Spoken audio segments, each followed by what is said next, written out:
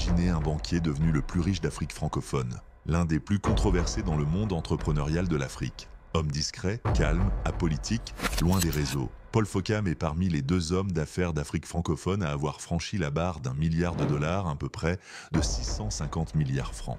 Avant que son nom ne résonne dans le monde des affaires, il y avait des choix difficiles, des risques insensés, et des moments où tout semblait perdu.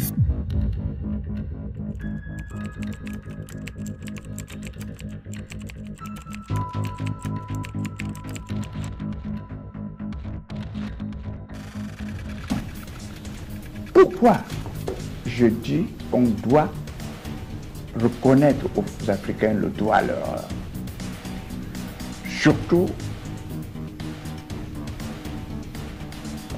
sur le champ économique. Parce que, en fait, sur un certain nombre de choses, on lui dit « tu ne dois pas y toucher, tu n'as pas l'expérience, tu n'as rien ». Comme si l'expérience est acquise de façon instantanée. L'expérience doit être acquise au fur et à mesure que vous commettez les erreurs. Paul Kamogne Fokam, un nom qui résonne comme un symbole de réussite africaine. Né en 1948 à Banjul, dans l'ouest du Cameroun, au cœur du pays Bamileke, il grandit dans une famille un peu modeste. Mais son caractère fait toute la différence, la rigueur et le travail. Pendant son enfance, il observe de près les difficultés qui minent son pays. L'Afrique ne manque pas de ressources, mais elle manque d'outils adaptés à ses réalités. Très tôt, il rêve non pas de fortune rapide, mais de solutions durables pour transformer son environnement. Après ses études secondaires au Cameroun, il poursuit son parcours à l'étranger et décroche un doctorat en économie. Ses recherches le poussent à remettre en question les modèles économiques importés d'Occident. Pour lui, les programmes du FMI et de la Banque mondiale sont inadaptés et parfois destructeurs. L'Afrique doit inventer son propre chemin.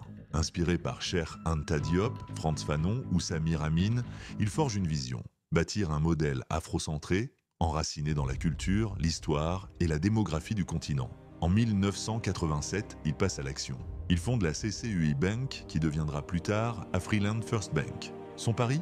Créer une banque africaine pour les Africains.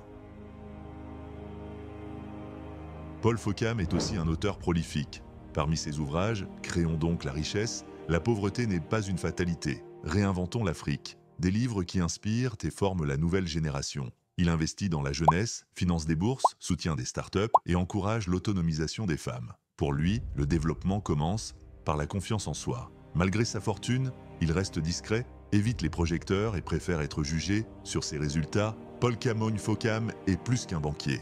Il est la preuve vivante que le rêve africain est possible, si l'on ose croire, investir et penser différemment.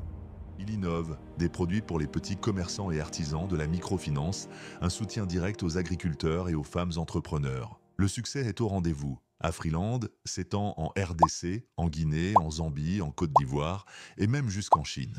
Une première pour une banque africaine. Aujourd'hui, le groupe compte des millions de clients et reste fidèle à son principe.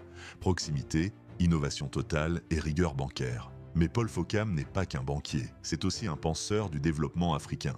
Il fonde les CENIMA, un centre d'études qui produit des idées nouvelles. Microfinance, fiscalité simplifiée, circuit court, toujours avec la même conviction.